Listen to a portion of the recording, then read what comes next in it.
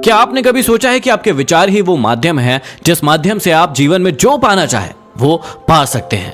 वो विचार ही है जो उस वस्तु का रूप ले सकती है जो आप जीवन में पाना चाहते हैं, जब उस विचार के साथ जुड़ते हैं एक निश्चित लक्ष्य और आपकी लगन।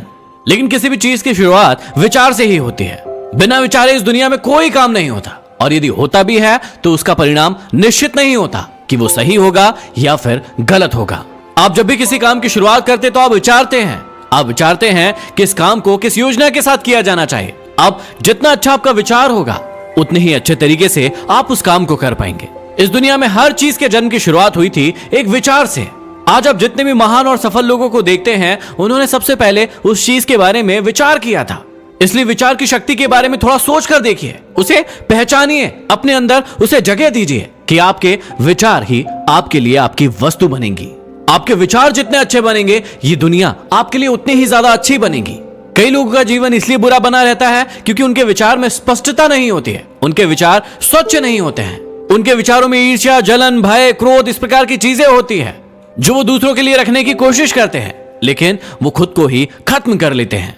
जब तक हम अपने विचारों को मजबूत नहीं बनाएंगे हम खुद मजबूत नहीं हो सकते। एक बार एक छोटी सी लड़की अपने अंकल से पैसे मांगने के लिए गई। उसके अंकल गेहूं की कटाई का काम कर रहे थे। लड़की ने कहा कि अंकल, मेरी माँ ने आपसे 500 रुपए लाने के लिए कहे। अंकल ने कहा कि अभी मैं काम कर रहा हूं इसलिए तुम यहां से अभी चली जाओ। लड़की ने कहा ठीक है, लेकिन वो गई नहीं। अंकल अपने काम में लग गए। जब अंकल ने थोड़ी देर बाद पीछे मुड़कर देखा तो वो लड़की अभी भी वहीं थी। अंकल ने उस लड़की को फिर कहा कि तुम यहाँ क्यों खड़ी हुई हो, तुम चली जाओ। लड़की ने फिर हाँ कहा, लेकिन वो गई नहीं, वो वहीं पर खड़ी रही। अंकल फिर से अपने काम में लग गए, लेकिन जब थोड़ी देर के बाद देखा तो वो लड़की फिर से वहीं पर खड़ी हुई थी। अंकल को अब बहुत ज्यादा गुस्सा आ गया। अंकल अपने पास पड़े एक डंडे को लेकर उस लड़की के पास आए और जोर से चिल्लाते हुए कहा कि तुमने सुना नहीं कि तुम यहां से चली जाओ।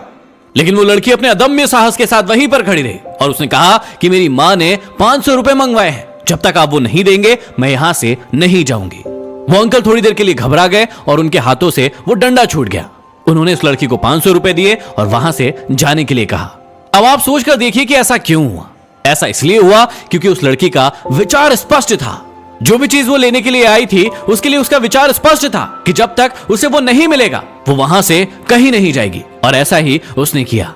अब आप सोचकर देखिए कि क्या आपके विचारों में इतनी स्पष्टता है? क्या आप जानते हैं कि आपको क्या चाहिए, या फिर बार बार आपका मन इधर उधर भटकता रहता है? आपके मन के भटकाव का एक बहुत बड़ा कारण है आपके विचारों में स्पष्टता का ना होना, क्योंकि आपके विचार ही स्पष्ट नहीं है कि आप अपने आप से चाहते क्या है, तो फिर आपको वो चीज मिलेगी कैसे?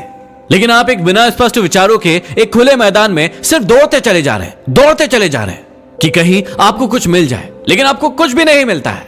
क्यों? क्योंकि आपके विचार स्पष्ट नहीं है। आप अपने विचारों को स्पष्ट कीजिए कि आप अपने आप से चाहते क्या हैं। क्लियर कीजिए, अपने आप को बताइए कि आपको सिर्फ यही चाहिए, और आपका पूरा ध्यान फिर वहीं पर होना चाहिए, ठीक उस लड़की की तरह जिसे पता था कि उसे क्या चाहिए। अपने विचारों को स्पष्ट करने के लिए अपने ज्ञान को बढ़ाइए। आपका ज्ञान जितना संकुचित होगा आपके विचार उतने ही उथले होंगे, उतने ही अस्पष्ट होंगे, और उसी के कारण आप दूर तक की सोच नहीं रख पाएंगे, दूर तक का देख नहीं पाएंगे। इसलिए इस बात को समझिए और अपने विचारों को मजबूत बनाइए और अपनी जिंदगी को बदल डालिए।